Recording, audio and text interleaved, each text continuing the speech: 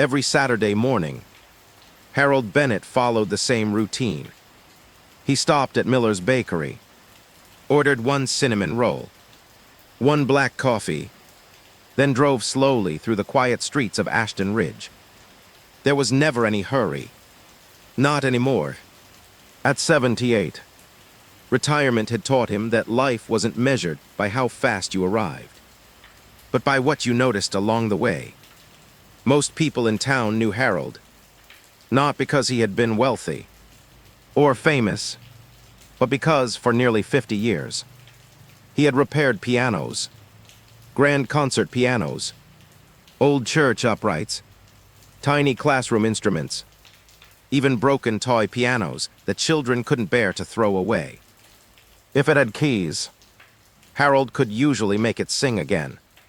His wife, Rose, used to joke, "You don't fix pianos, you rescue memories." Harold would always laugh, then answer, "Maybe they're the same thing." Rose had been gone for 6 years now. Cancer had taken her quietly.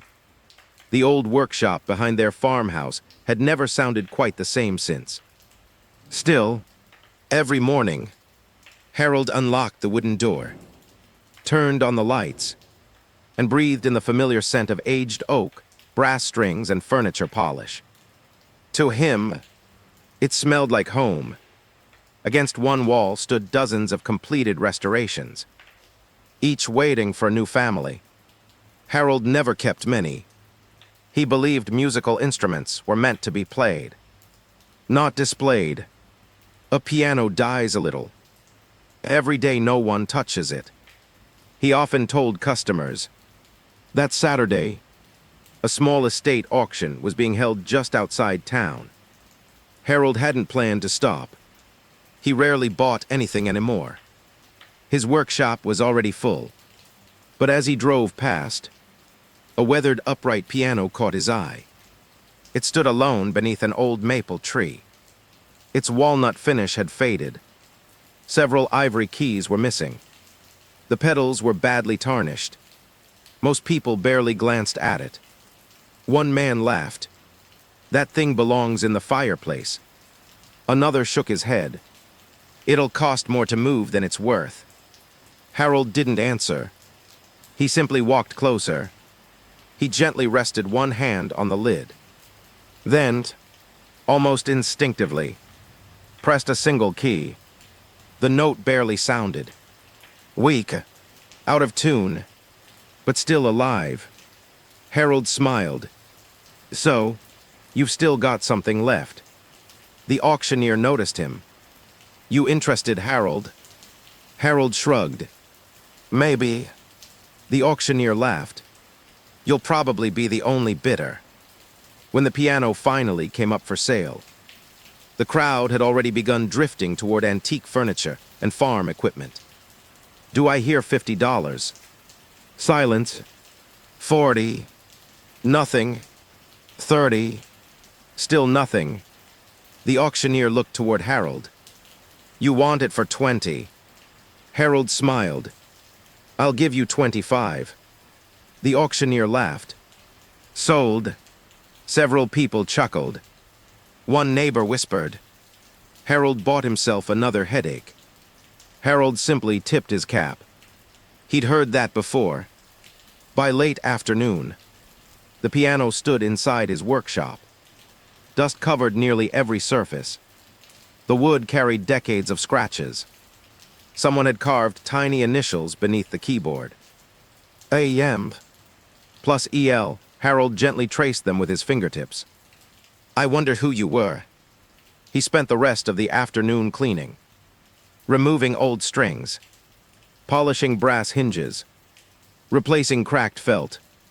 Every movement was careful, patient, respectful, as though he were introducing himself to the instrument. As evening settled outside, Harold removed the lower front panel. He expected to find dust, loose screws, perhaps a mouse nest. Instead, his flashlight caught something unusual. A narrow wooden board that didn't quite match the rest of the piano. He frowned. That's strange. He leaned closer, ran his fingers along the edge. There, hidden beneath decades of dust, was the outline of a tiny compartment, almost invisible, as though someone had never intended it to be found. Harold carefully reached for a small screwdriver. The old wood resisted. Then, with a soft click, the panel loosened. A small cloud of dust drifted into the air. Inside lay a faded blue cloth bundle, perfectly dry, perfectly preserved. Harold stared for several seconds. His heart beat a little faster. No piano he had repaired in nearly 50 years had ever held a secret. He carefully lifted the bundle onto his workbench. The cloth had been tied with a thin white ribbon. Yellowed by time, Harold slowly untied the knot. Inside was an old silver ring, several black and white photographs, a tiny leather notebook, and one sealed envelope. Across the front, written in elegant blue ink, were 4 simple words. For my brother, Ethan. Harold looked at the envelope. The stamp was still attached, but it had never been mailed. He gently turned it over. The seal had never been broken. Outside, the church bell struck 7. The workshop fell completely silent. Harold whispered to himself.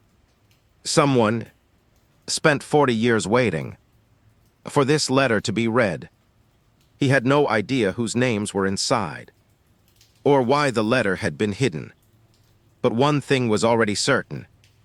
The old piano hadn't been abandoned. It had been protecting someone's unfinished story. And somehow, that story had just found him. The workshop remained silent. Harold looked at the sealed envelope resting on his workbench. For my brother, Ethan. The blue ink had faded slightly, but every letter was still perfectly clear. He gently ran his thumb across the paper. The seal had remained untouched for decades. Someone had written this letter, fully intending it to be read. Yet somehow, it never reached its destination. Harold hesitated. He wasn't the intended recipient. Opening another person's letter felt wrong. Rose would have known what to do. He could almost hear her voice. If a letter has been waiting 40 years, perhaps it's been waiting for the right person to find it. Harold smiled sadly. You always made difficult decisions sound simple. He carefully unfolded the old envelope. The paper crackled softly with age. Inside, there were 3 handwritten pages, and one pressed white daisy, now almost transparent. Harold took a slow breath, then began to read. Dear Ethan, if you're reading this, then I finally found the courage to tell you the truth. Harold stopped, only for a moment, then continued. You think I betrayed you. You think I chose money instead of family. You think I stopped loving you. None of those things are true. Harold lowered the paper. Already, he could feel the weight behind every sentence. He continued reading. Dad made me promise never to tell you why he changed his will. He believed protecting the family name mattered more than protecting our relationship. I was only 22. I was afraid to disobey him. Harold slowly removed his glasses. He had seen families destroyed over money before, but rarely by silence. The letter continued. The inheritance was never my idea. I tried to refuse it. Dad threatened to leave everything to strangers if I argued again. I thought I could explain later. I was wrong. Harold quietly closed his eyes.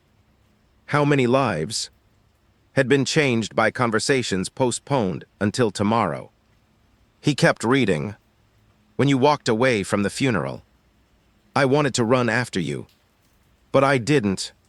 That decision has followed me every day since. Outside, rain began tapping softly against the workshop windows. The sound somehow matched the sadness written across every page. The final paragraph was written in shakier handwriting, as though tears had fallen onto the paper while it was being written. If I never see you again, please believe one thing. You never lost your brother. You only lost my courage. I'm so sorry. Love always. Andrew. Harold gently folded the letter. He didn't speak. Some apologies were too honest for words. He reached for the photographs. The first showed two boys sitting on an old wooden fence. One held a baseball glove, the other a fishing pole. Both smiled so widely that it was impossible to tell which one was Andrew and which one was Ethan. On the back, someone had written, "Summer 1974, best brothers forever." Harold quietly smiled. They believed it. The second photograph showed the same brothers as young men, standing beside an upright piano. Their arms rested across each other's shoulders. Behind them, a handwritten sign read, "Bennett Family Music Store." Harold looked twice. Music store. A piano. Perhaps this old instrument had once belonged to their family. The final photograph caught his attention most. It showed an elderly woman sitting beside the very same piano, now standing in his workshop. She rested one hand on the keys, the other around two smiling grandchildren. Across the bottom, written in faded ink, were 6 heartbreaking words. Christmas 1984. Together for the last time. Harold slowly reached for the small leather notebook. The first page read, "Anna Morgan, March 3, 1985. Below it, a sentence written in careful handwriting. "Grandpa says every piano remembers the people who loved it." Harold smiled. "I think your grandpa was right." He turned another page. Most entries described ordinary family moments. Sunday dinners, fishing trips, birthday cakes, music lessons. Then, everything suddenly changed. One entry was dated, October 18, 1985. "Dad cried today. I've only seen him cry once before. He keeps looking at Uncle Ethan's old picture. Mom says families sometimes stop talking because nobody knows how to say they're sorry first. I hope that never happens to me." Harold quietly closed the notebook. Children often understood heartbreak, better than adults realized. He looked once more at the silver ring. Inside, tiny engraved words circled the band. "Brothers forever." Harold's eyes filled with quiet sadness. Someone had hidden every piece needed to heal a family. Yet no one had ever found them. Until now. The next morning, Harold carried everything into the town library. Margaret at the front desk smiled warmly. "Morning, Harold."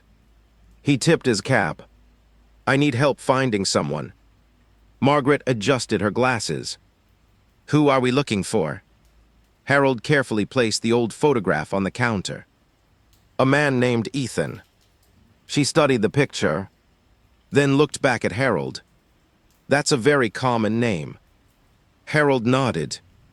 "I know, but somewhere." He gently rested his hand on the unopened notebook. "There's a brother who never got this letter." Margaret disappeared into the local history room. Several minutes later, she returned carrying 3 dusty city directories, a county map, and an old newspaper archive. Harold smiled. "I was only expecting one book." Margaret laughed. "You've never asked librarians a small question." Together, they spent the afternoon searching. Names, addresses, property records, church bulletins, old graduation announcements.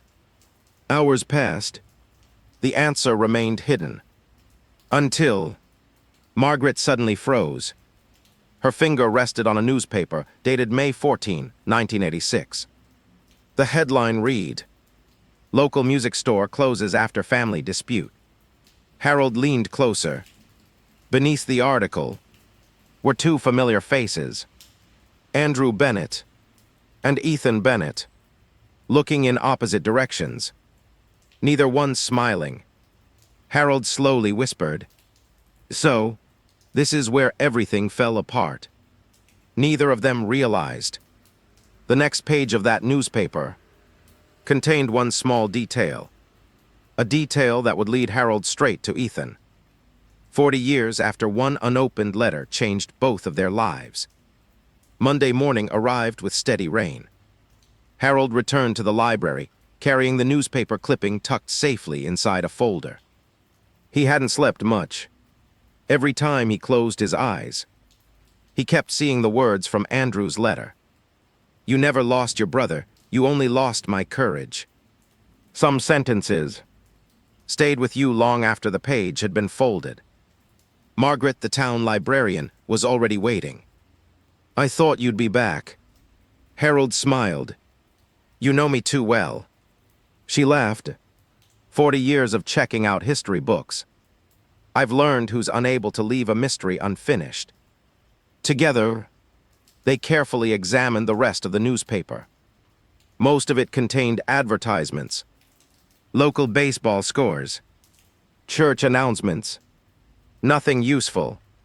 Then, near the bottom of the final page, a tiny article caught Harold's attention. Barely 4 inches long. The headline read, "Former music store owner relocates to Cedar Falls." Harold leaned closer. The article mentioned only one name, Ethan Bennett. Below it, one address, a small farmhouse outside Cedar Falls, 3 hours away. Harold looked at Margaret. "I think I know where I'm going tomorrow." She smiled. "I had a feeling." The next morning, Harold packed carefully. The blue cloth bundle, Andrew's letter, the photographs, the silver ring, Anna's notebook. Everything fit neatly inside an old leather satchel Rose had once given him.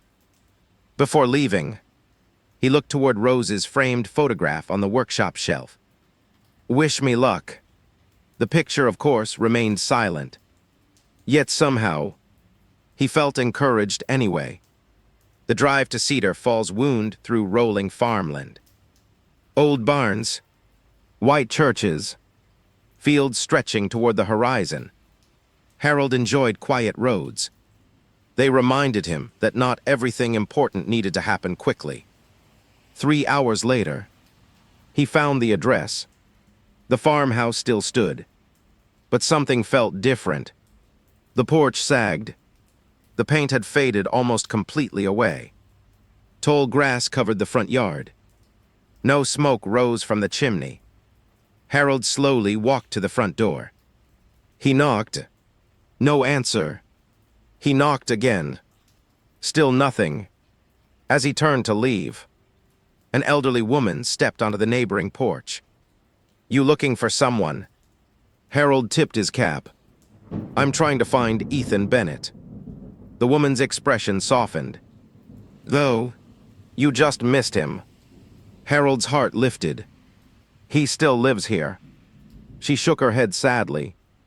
"No, he sold this place 27 years ago." The hope inside Harold faded almost as quickly as it had appeared. "Do you know where he went?" She thought for a moment. "I wish I did. He never told anyone. He just..." She looked toward the empty farmhouse. "He left." Harold thanked her politely, then returned to his truck. He sat quietly behind the steering wheel. 40 years. One letter. One address. And another dead end. For the first time since finding the piano, he wondered if he had started searching too late. Before starting the engine, he noticed something across the road. A small country post office, no larger than a one-room cabin. The old sign creaked gently in the wind. An idea crossed his mind. If anyone remembered forwarding addresses, Perhaps it would be someone there. Inside, the little post office smelled of paper and old wood. Behind the counter sat an elderly man wearing thick glasses. His name tag read, Walter Jenkins.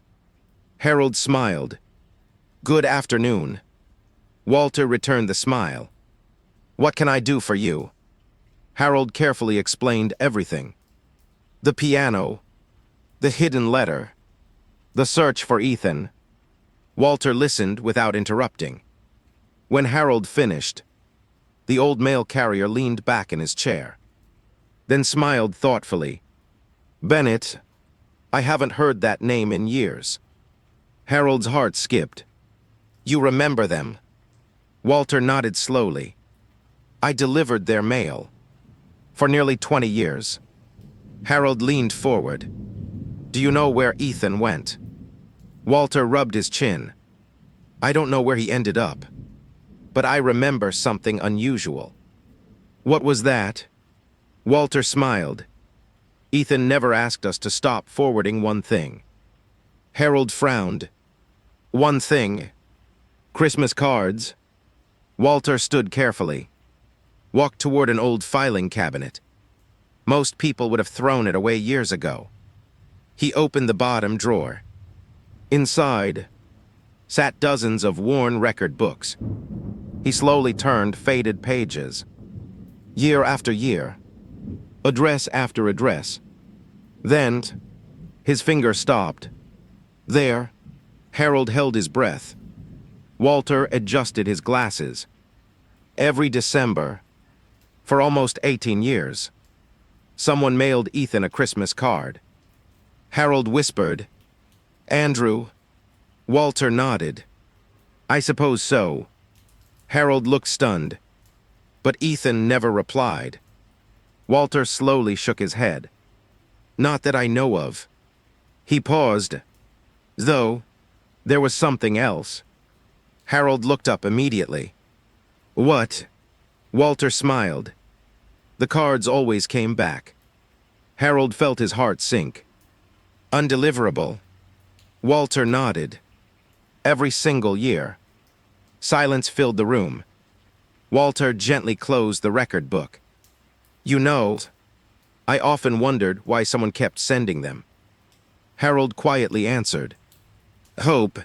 Walter smiled. Yes, I think you're right. Just as Harold prepared to leave, Walter reached into another drawer. I almost forgot. He handed Harold a faded postcard.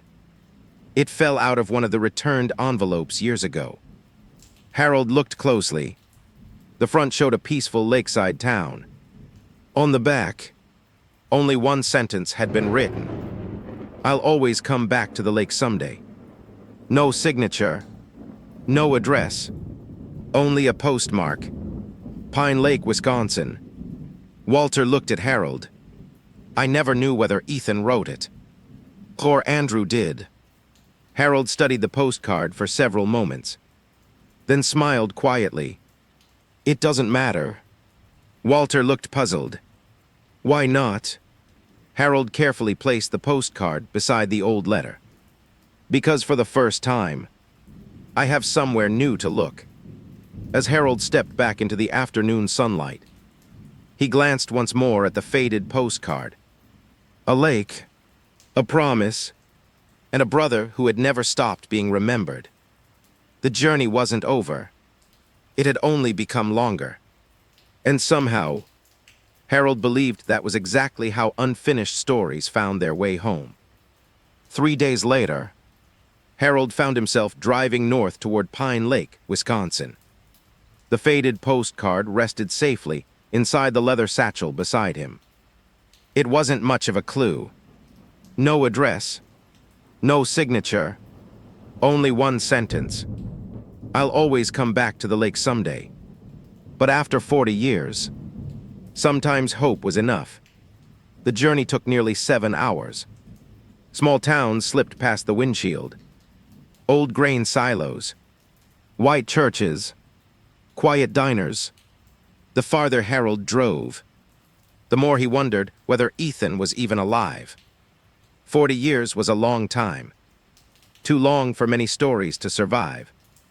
By early afternoon, he reached Pine Lake. It was exactly the sort of place Rose would have loved. A quiet waterfront, fishing boats drifting gently across the water, children feeding ducks from the pier. An old clock tower chimed softly every hour. Harold smiled. If I were looking for peace, I might have come here too. His first stop was the small diner overlooking the lake. The sign outside read, Martha's Lakeside Cafe. The bell above the door rang as Harold stepped inside. Warm smells of coffee and homemade pie filled the room. An elderly woman behind the counter smiled. Sit anywhere you like. Harold chose a booth near the window. After ordering coffee, he carefully removed one of the old photographs from his satchel. When the waitress returned, he gently slid it across the table. I know this may sound unusual. I'm looking for someone. The woman adjusted her glasses, studied the photograph, then suddenly froze. Her eyes widened. She looked back at Harold, then again at the picture. You know him? Harold asked quietly. She pointed toward one of the young men. This is Ethan. Harold felt his pulse quicken. You knew him? She nodded slowly. For almost 30 years. Harold leaned forward. Is he still here? The woman's smile faded. I haven't seen him in about 8 months. Harold's heart sank. Did he move? She looked toward the lake. I don't think so. He just stopped coming. She introduced herself. My name's Martha. Harold smiled politely. I'm Harold. Martha carefully held the photograph. Ethan used to sit right over there. She pointed toward a corner booth beside the fireplace. Every Tuesday morning. Same booth. Same breakfast. Same black coffee. Harold looked toward the empty booth. What did he do? Martha smiled softly. He watched the lake. For hours. She paused. And every single week. He carried something. Harold felt his breath catch. What was it? Martha answered almost immediately. A photograph. She looked down at the picture, still resting in her hands. The very same one. Harold couldn't speak. For 40 years, both brothers had kept the same photograph. Neither knowing the other still treasured it. Martha quietly continued. Ethan never married. Harold looked surprised. He didn't. She shook her head. No, he always said. I never learned how to build another family. Because I never stopped missing the first one. The words settled heavily between them. Harold looked toward the lake. Sometimes, people survived heartbreak, but never truly escaped it. Martha walked behind the counter, returned carrying a small tin box. I almost threw this away. She smiled sadly. I'm glad I didn't. Inside were dozens of folded napkins, everyone covered with tiny handwritten notes. Harold looked puzzled. Ethan wrote these. She nodded. He'd sit here drinking coffee. Sometimes he'd remember something. Then he'd write it down. Harold carefully unfolded one. It read, Andrew always caught more fish than I did. But he always let me tell people I caught the biggest one. Harold smiled. Another note. Mom played piano every Sunday afternoon. The house never felt empty when she played. Another. If I ever see Andrew again, I'll hug him before either of us says a word. Harold quietly lowered the paper. There wasn't a trace of anger. Only longing. Martha watched him. I don't think Ethan hated his brother. Harold shook his head. I don't think so either. I think he simply ran out of courage. Just then, an elderly man entered the diner. carrying a fishing rod over one shoulder. Martha smiled. George, the old fisherman, tipped his cap, then noticed the photograph. His expression changed immediately. Where did you get that? Harold stood. It was hidden inside an old piano. George stared at him for several moments, then slowly smiled. I knew that piano. Harold blinked. You did? George nodded. It belonged to Ethan. The entire diner suddenly felt quieter. George carefully sat down, then pointed toward the silver ring lying beside the photograph. He never stopped wearing that. Harold looked confused. But I found it hidden in the piano. George smiled gently. Because he took it off the day he decided he was finally going to look for Andrew. Harold's heart began to race. What happened? George looked toward the lake. He never made the trip. Harold felt every muscle tighten. Why? George took a slow breath. He suffered a heart attack the night before he planned to leave. Silence filled the room. Martha quietly lowered her eyes. George continued. He survived, but after that, he couldn't travel anymore. Harold looked down at the unopened notebook. 40 years. One misunderstanding. 2 brothers, both waiting for the other, neither realizing they had been hoping for exactly the same reunion. George reached into his jacket pocket. I think I've got something that belongs with your story. He carefully unfolded a weathered business card. On the back, an address had been written in pencil.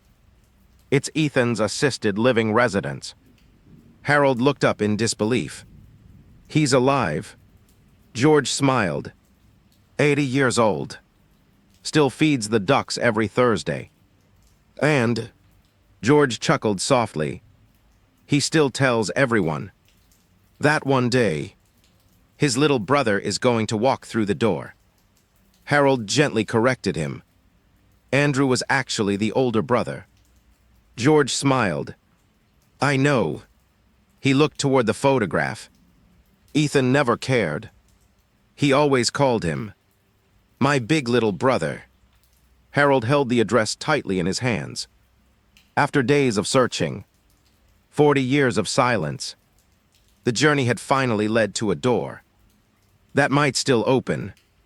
The following Thursday, Harold parked outside Lakeview Assisted Living. It wasn't a large building, just 2 stories, a red brick entrance, flower boxes beneath every window.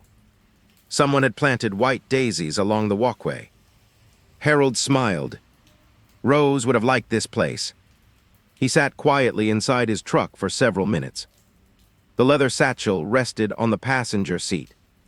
Inside, the letter, the silver ring, the photographs, Anna's notebook, 40 years of unfinished love, all waiting for one final destination. Finally, Harold took a deep breath, picked up the satchel, and walked inside. The receptionist smiled warmly. Can I help you?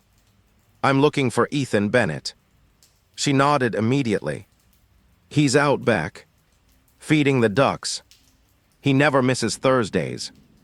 Harold slowly walked through the garden. The path curved toward a peaceful little pond. Several ducks floated lazily across the water. On a wooden bench sat an elderly man wearing a faded blue jacket. His shoulders had curved with age. His silver hair moved gently in the breeze. Every few moments, he tossed another handful of birdseed into the water. Without saying a word, Harold stopped a few feet away. He suddenly realized he had rehearsed this moment for days. Yet now, he had no idea what to say. The old man looked up, smiled politely. Beautiful morning. Harold nodded. It certainly is. Ethan returned his attention to the ducks. You visiting someone? Harold answered quietly. I think so. For a long moment. Neither spoke. The pond remained perfectly still.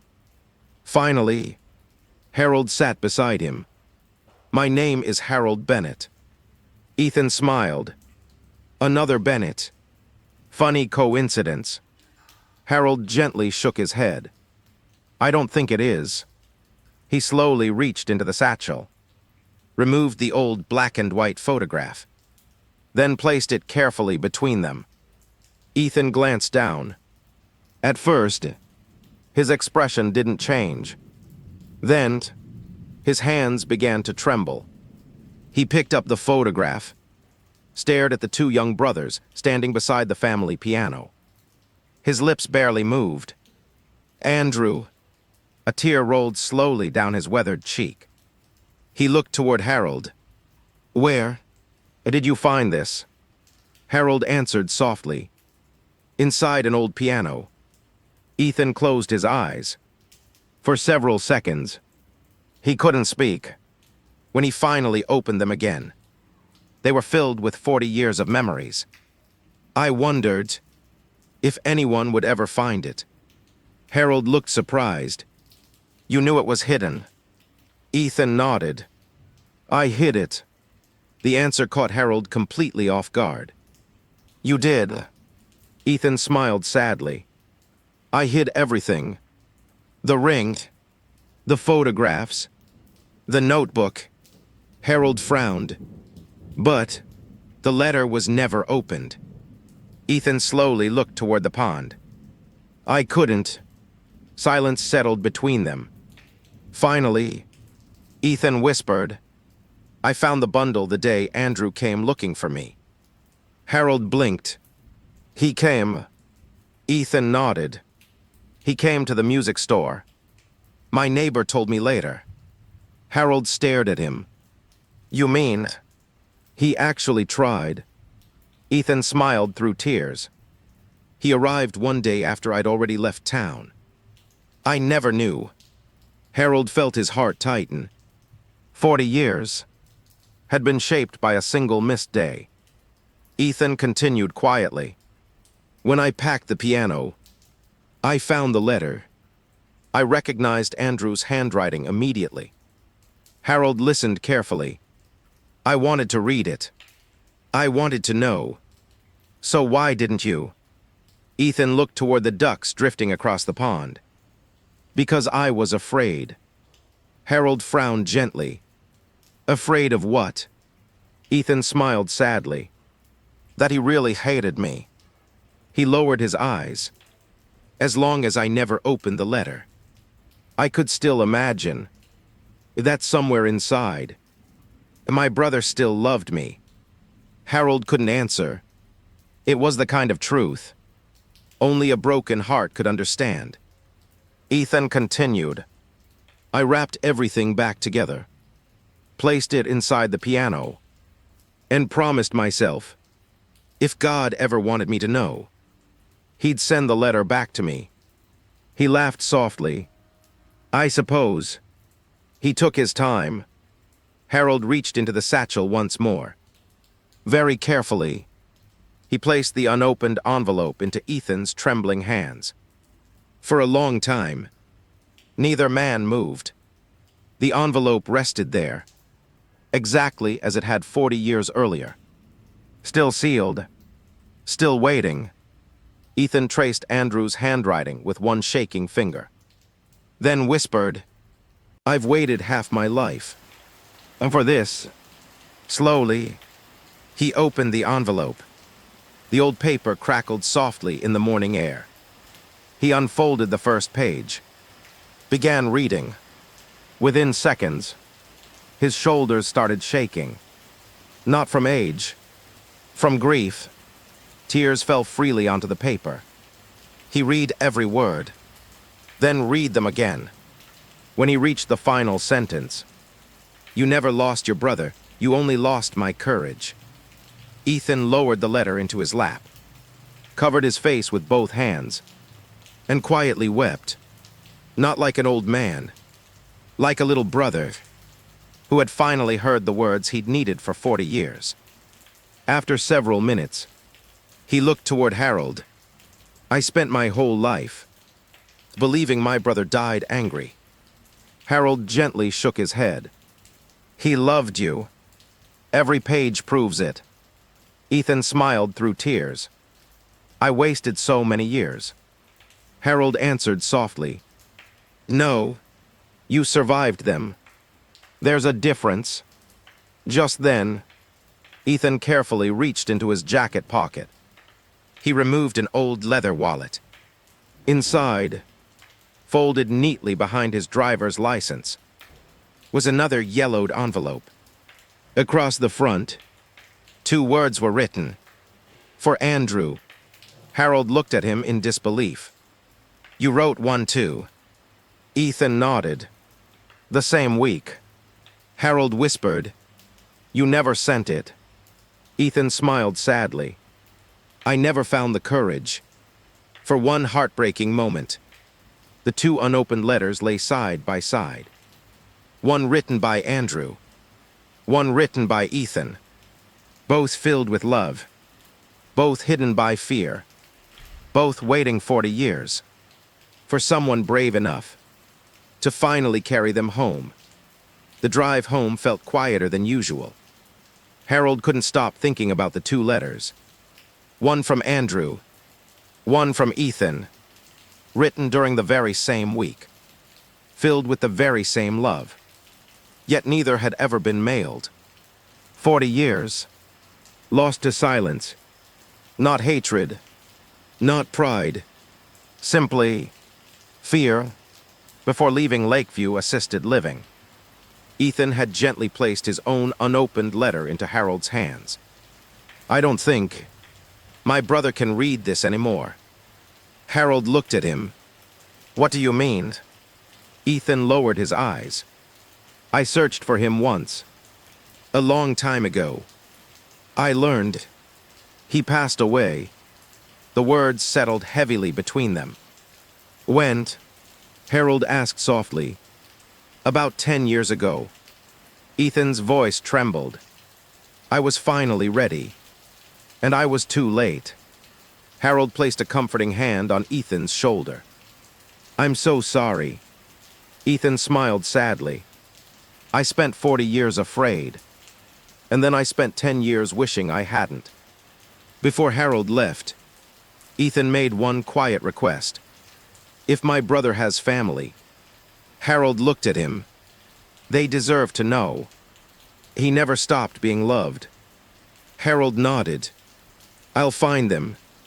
The next morning, Harold returned to the Ashton Ridge Public Library. Margaret looked up from her desk. "I can tell by your face. You found him." Harold smiled. "I did." And Harold gently placed both letters on the table. Margaret immediately understood. "Though," she whispered, "they both wrote one." Harold nodded. They both waited. Together, they began searching once again. Old newspaper archives, obituaries, property records, church directories, family announcements. Several hours passed. Then, Margaret suddenly stopped turning pages. "I think I found him." She slid a newspaper across the table. The obituary was simple. Andrew Michael Bennett, 1943-2016. Beloved husband, father, grandfather, music teacher. He is survived by his daughter, Sarah Bennett Collins. Harold quietly repeated the name. "Sarah." Margaret looked toward him.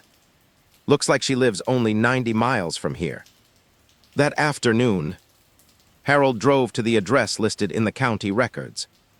It led to a small white farmhouse surrounded by apple trees. Children's bicycles rested beside the porch. Wind chimes danced gently in the breeze. It looked like a happy home.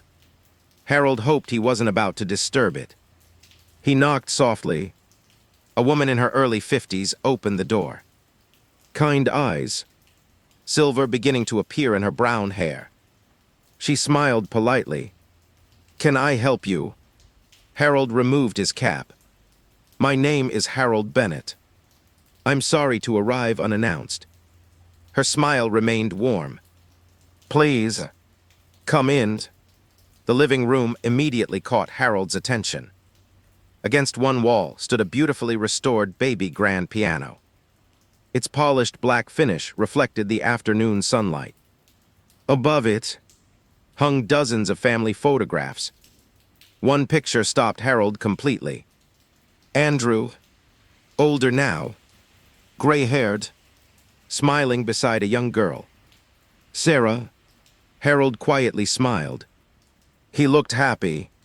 Sarah looked toward the photograph. He taught music for 40 years. Harold nodded. I think he'd have liked that. They sat together in the kitchen. Coffee steamed gently between them. For several minutes, Harold wasn't sure how to begin. Finally, he reached into his satchel and placed the old photograph of Andrew and Ethan on the table. Sarah stared at it. Slowly, she picked it up. I've never seen this before. She pointed toward the younger man beside Andrew. Who's he? Harold looked into her eyes. Your uncle. Sarah blinked. She looked again at the picture. My father never had a brother. Harold answered gently. He did. The room became completely silent. Sarah slowly shook her head. No, he would have told me. Harold carefully unfolded Andrew's letter. He tried. For the next hour, Harold told her everything. The old piano, the hidden compartment, the photographs, the ring, Anna's notebook, finding Ethan, the unopened letters. Sarah never interrupted. She simply listened, sometimes smiling, sometimes crying. Finally, Harold handed her Andrew's letter. She read every word. By the second page, tears covered her cheeks. When she finished, she held the paper against her heart, then whispered, My dad. I never stopped loving him. Harold quietly answered, No, he never did. Sarah stood slowly, walked toward an old wooden cabinet, opened the bottom drawer. After several moments, she returned carrying a faded blue photo album. I think I need to show you something. Inside, every page contained family photographs. Birthdays, Christmas mornings, fishing trips, music recitals. Near the very end, one empty space remained. Below it, a handwritten caption read, Waiting for Uncle Ethan to come home. There was no photograph, only the empty place where one had always been meant to go. Harold stared at it. His throat tightened. Andrew had never removed the page, never crossed out the words. He had left room for hope. Sarah gently touched the empty space. When I was little, I used to ask Dad why there wasn't a picture. Harold looked toward her. What did he say? She smiled through tears. He'd always answer, because some stories aren't finished yet. The room fell silent once again. Harold looked at Ethan's unopened letter resting inside his satchel, then back at the empty place in the album. Perhaps Andrew had been right all along. Some stories weren't finished. They were simply waiting for someone willing to turn one more page. For 3 days, Sarah carried her father's letter everywhere she went. She read it once, then twice, then again before going to bed. Each time, she discovered something she hadn't noticed before.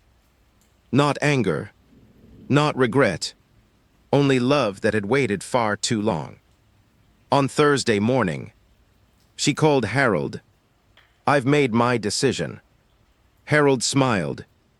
I was hoping you would. Sarah took a slow breath. I want to meet him. My uncle. Harold didn't answer immediately. Instead, he looked toward Rose's photograph hanging inside the workshop. Quietly smiling, some prayers arrived many years after they were first whispered. The following Saturday, Harold drove Sarah to Pine Lake. Neither spoke very much during the trip. Some meetings could never be prepared for. Sarah held a small wooden photo album on her lap. Inside were dozens of pictures Ethan had never seen. Andrew graduating from college. Andrew's wedding. Andrew teaching music to neighborhood children. Andrew holding Sarah the day she was born.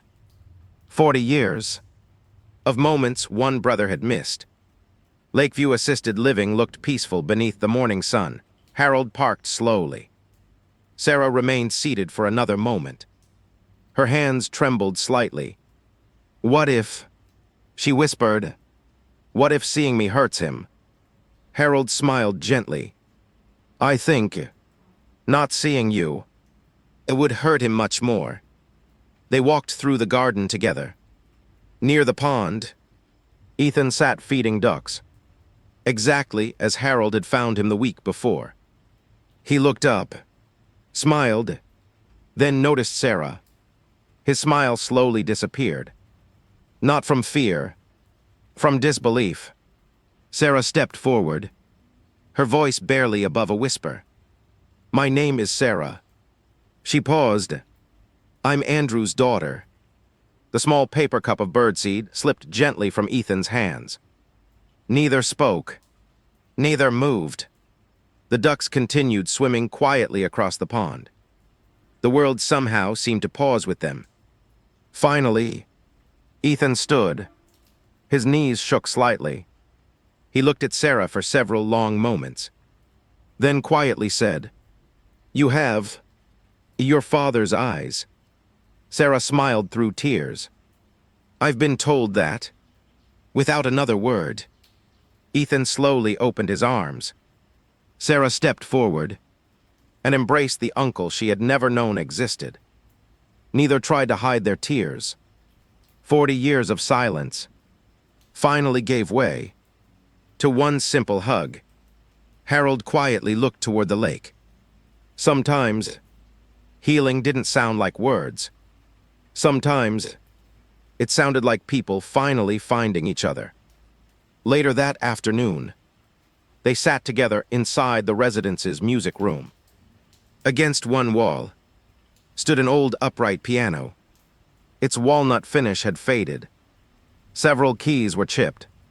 Harold smiled. It reminds me of another piano. Ethan laughed softly. I was thinking the same thing. Sarah opened the old photo album. One photograph after another. She placed them carefully on the piano. Andrew teaching children. Andrew fishing with Sarah. Andrew celebrating birthdays. Andrew growing older. Ethan gently touched every photograph, as though trying to recover years. With his fingertips, he stopped at one picture. Andrew sat smiling behind a piano. A group of children surrounded him. On the back, Andrew had written, Music helped me survive missing my brother. Ethan quietly closed his eyes. I'm sorry, he whispered. So very sorry. Sarah reached across the piano, took his hand. You don't have to apologize to me. She smiled gently. I think you've already spent 40 years doing that. For the first time, Ethan laughed. A small laugh, but a real one. Just then, Harold noticed a familiar piece of sheet music resting on top of the piano. He picked it up. Moon River, Rose's favorite song. Andrew's favorite too. According to the notebook, Harold looked toward Ethan. Do you still play? Ethan smiled shyly. A little. My fingers are slower now. Harold laughed. So are mine. Ethan slowly lowered himself onto the piano bench. His hands rested on the keys.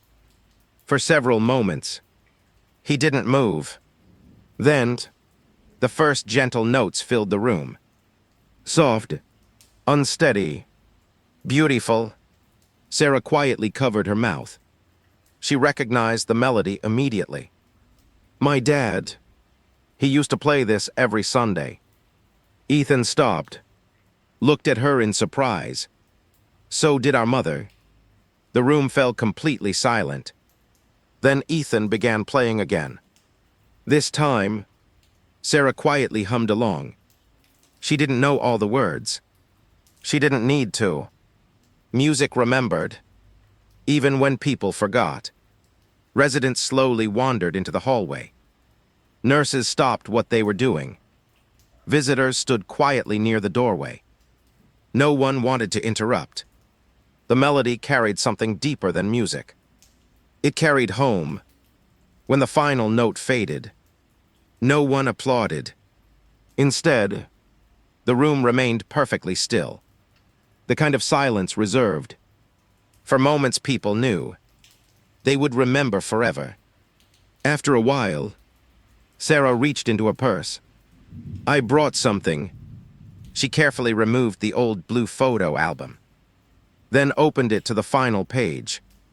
The page with the empty space. She placed it gently before Ethan. He stared at it, unable to speak. Below the empty space, the familiar words remained. Waiting for Uncle Ethan to come home. Ethan slowly brushed his fingers across the page, then whispered. He kept waiting. Sarah nodded. He never stopped. She smiled softly. I think it's finally time to finish the album. Ethan looked toward Harold, then toward the old family photograph, the one hidden inside the piano for 40 years. He smiled through tears. I believe it's finally time. Before leaving, Harold quietly stepped outside, giving them a few moments alone. As he stood beside the pond, he looked toward the clear afternoon sky, then smiled. Some people believed miracles happened in churches. Others believed they happened in hospitals. Harold had begun to think. Sometimes they happened beside an old piano, playing a song that had waited 40 years, to be heard by the right family. Summer arrived quietly in Ashton Ridge. The town prepared for its annual Heritage Music Festival. Every June, families gathered in the old town square. Children performed, church choirs sang, retired musicians played songs everyone knew by heart. It was never about perfection. It was about remembering. Harold had attended every festival for nearly 30 years. Usually, he spent the day tuning old pianos before the performances, then quietly sat in the last row, happy simply listening. This year, something felt different. A week before the festival, Sarah called, Harold, I have an idea. Harold smiled.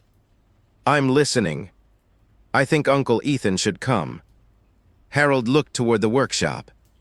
Are you sure? Sarah answered without hesitation. It's time. 3 days later, a small van from Lakeview, assisted living, pulled into town. Ethan stepped carefully onto the sidewalk. He hadn't visited Ashton Ridge in over 40 years. He stood silently, looking at the familiar streets. The old church, the bakery, the courthouse. Some buildings had changed. Many hadn't. Memories returned with every step. Harold walked beside him. Nervous, Ethan laughed softly. A little. So am I. They stopped outside an old brick building.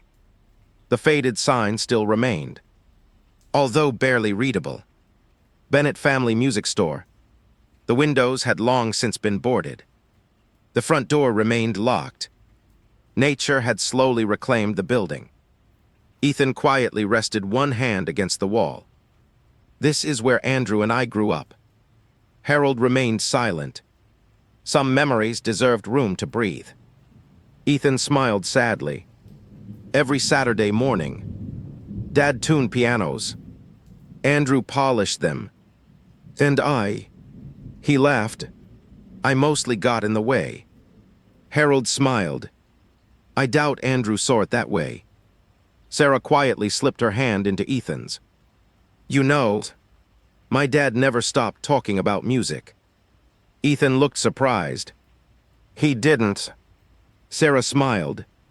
He said music was the only language that still speaks after people stop talking. Ethan closed his eyes. That sounds exactly like him. Later that afternoon, Harold unlocked his workshop. The old upright piano stood in the center of the room. Now fully restored, its walnut finish gleamed once again. Every key had been repaired, every string carefully tuned. It looked almost exactly as it had 40 years earlier. Ethan slowly walked toward it. He gently touched the polished wood.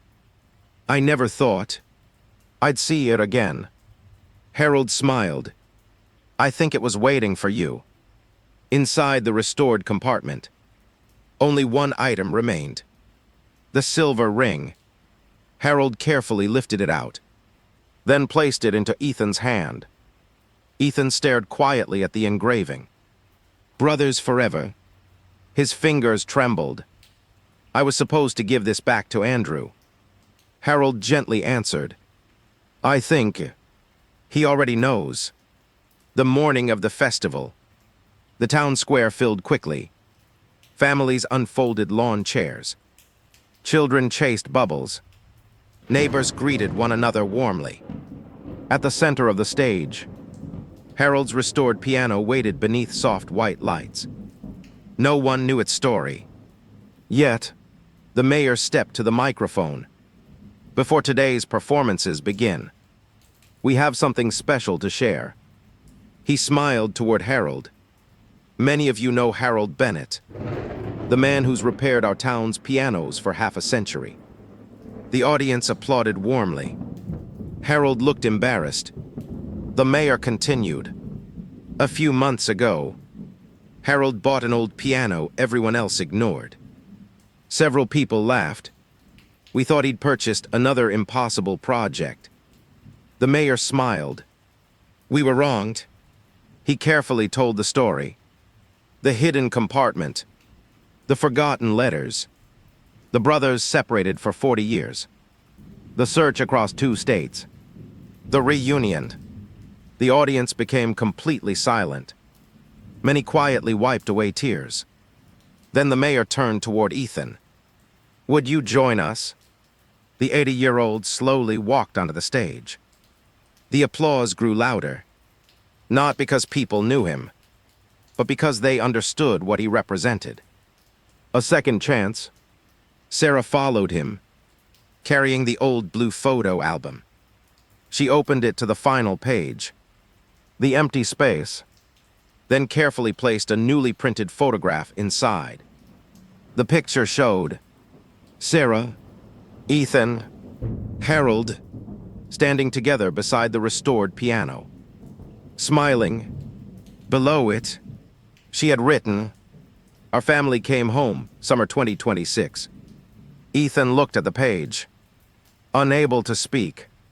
The crowd applauded once more. But Harold noticed something else. An elderly man quietly stood from the back row. Then another. Then a woman. Then several more. One after another. People walked toward the stage, each carrying something old. A faded photograph. A handwritten letter. A music box. A pocket watch. A family Bible. The mayor looked confused. So many memories. One woman smiled through tears. You reminded us. It's not too late to tell someone we love them. By evening, the town square had become something unexpected. People weren't just listening to music. They were sharing stories, calling relatives, reading old letters aloud, laughing, crying, forgiving. The festival had quietly become a family reunion for an entire town. As the sun began to set, the mayor returned to the microphone. "There's one final surprise." Harold looked puzzled. "I don't like surprises." The crowd laughed. The mayor smiled. "I think you'll like this one." He pointed toward the old workshop across the street. Several volunteers gently pulled away a large white cloth covering a brand new wooden sign. Golden letters shone in the evening light. The Harold Bennett Community Piano Workshop. Restoring music. Restoring memories. Below it, a smaller plaque read, "Dedicated to everyone who believes it's never too late to bring someone home." Harold quietly removed his glasses. He couldn't stop the tears. "I don't deserve this." Sarah gently squeezed his shoulder. "Maybe not." She smiled. "But you've certainly earned it." As darkness settled over Ashton Ridge, the restored piano played one final melody beneath the stars. This time, the music belonged not only to Andrew and Ethan. It belonged to everyone who had ever believed that love could survive silence. 5 years later, the little workshop behind Harold Bennett's farmhouse had become one of the happiest places in Ashton Ridge. Every Tuesday afternoon, children came to learn their first piano scales. Every Thursday, retirees gathered to restore forgotten instruments. Every Saturday, neighbors stopped by with old family heirlooms, hoping Harold could save just one more memory. Harold always smiled. "I'll do my best." At 83, his hands were slower. His eyesight wasn't what it used to be. But whenever his fingers touched worn piano keys, they still seemed to remember exactly what to do. Emma often joked, "Grandpa, I think your hands know more than your head." Harold laughed. "They've certainly been around longer." Emma was now 19. She had just completed her first year of nursing school. Every weekend, she drove home, and every Sunday, just as she had promised years earlier, she visited Maple Grove Nursing Home. Sometimes Harold came with her. Sometimes he stayed at the workshop. But the chair by the window was never empty. Across the lake, Ethan's life had changed too. He and Sarah spoke almost every evening. Birthdays were celebrated together. Thanksgiving became a family tradition again. Christmas photographs now included everyone. One branch of the family had finally found the other. One quiet autumn afternoon, Harold finished restoring what he quietly told everyone would be his final piano. "It deserves younger hands after this." He smiled. Emma looked at him. "You've said that 3 times already." Harold chuckled. "I keep changing my mind." As they cleaned the workshop, Emma noticed the old blue cloth bundle resting on a shelf. "The letters." Harold nodded. "They belong together now." Emma carefully lifted Andrew's letter. Beside it, Ethan's letter, both now worn from being read many times. "So much changed. Because you bought one old piano." Harold smiled. "I don't think I bought a piano." Emma looked puzzled. "What do you mean?" "I think..." He looked toward the afternoon sunlight spilling through the window. "I was simply invited into someone else's unfinished story." Several weeks later, the town gathered once more. This time, for the official dedication of the Harold Bennett Community Piano Workshop. Children played music beneath strings of white lights. Former students returned from across the country. Families filled the lawn. Even residents from Maple Grove arrived by bus. The place overflowed with laughter. The mayor stepped to the microphone. 5 years ago, one forgotten piano reminded our town That forgiveness is never too late. He smiled toward Harold. And today, we celebrate the man who reminded us to look inside old things before deciding they have no value. The audience stood in applause. Long, warm, unhurried, exactly the kind Harold appreciated. Then, the mayor turned toward Ethan. Ethan, I believe you brought something. The 85-year-old slowly walked onto the stage. In his hands, he carried a small wooden box. He opened it carefully. Inside lay the silver ring and one final envelope, the one he had written 45 years earlier. I've read my brother's letter many times, Ethan said quietly, but until recently, I'd never read my own. The crowd listened in complete silence. I was ashamed of it. He smiled softly. Now, I'm proud of it. He unfolded the pages. His hands trembled, but his voice remained steady. Dear Andrew, if you're reading this, then one of us was finally brave enough. I've spent too many nights pretending I didn't miss you. The truth is, I missed you every single day. If you knock on my door, I promise I won't waste another minute. Come home, brother. Love always. Ethan. Not a single sound came from the audience. Many quietly wiped away tears. Some reached for the hands beside them. Others simply closed their eyes, remembering someone they still needed to forgive. When Ethan finished, he carefully folded the letter, then looked toward the sky. I hope you finally heard it. After the ceremony, Emma quietly walked over to Harold. I've been thinking. Harold smiled. That's usually dangerous. She laughed. I want to start something. What? A letter table. Harold looked curious. Emma pointed toward the workshop entrance. What if anyone carrying words they've never had the courage to say could come here, sit down, and write them? Harold's eyes brightened. A place for unfinished conversations. Emma nodded, so they don't have to wait 40 years. Harold smiled. I think Andrew and Ethan would have loved that. Within months, a simple oak table stood inside the workshop. Beside it, a small wooden sign. It read, If someone is still alive, write today. Tomorrow is never promised. Hundreds of letters were written there. Some were mailed immediately. Some were delivered by hand. Some reunited parents and children. Some reunited old friends. Some simply told people, I love you, before it became too late. One quiet Sunday morning, Harold sat alone at the restored piano. Sunlight warmed the workshop floor. Emma had already left for Maple Grove. Children's laughter drifted in through the open window. Harold placed his fingers gently on the keys, then began playing Moon River.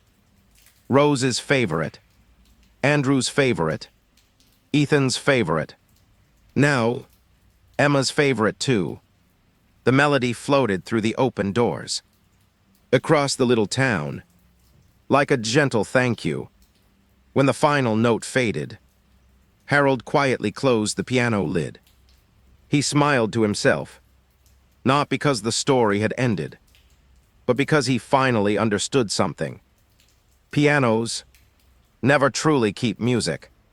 Letters never truly keep love. Both simply wait for someone willing to open them. Years later, visitors entering Ashton Ridge often stopped at the workshop. Near the entrance, they found two simple displays. One held the restored family piano. The other contained copies of two letters. Above them, a bronze plaque read, One forgotten piano, two unopened letters. One family reunited. May we never wait too long to say what love has been trying to say all along. Final reflection. Every family has a conversation that was postponed. A phone call that was never made. A letter that remained unwritten. A hug that waited too long. Don't let silence write the ending of your story. If someone still matters to you, call them, visit them, write the letter, because love rarely disappears. It simply waits for someone brave enough to begin the conversation. And sometimes, the greatest treasure you'll ever discover isn't hidden inside an old piano. It's hidden inside the words you've been carrying in your heart all along.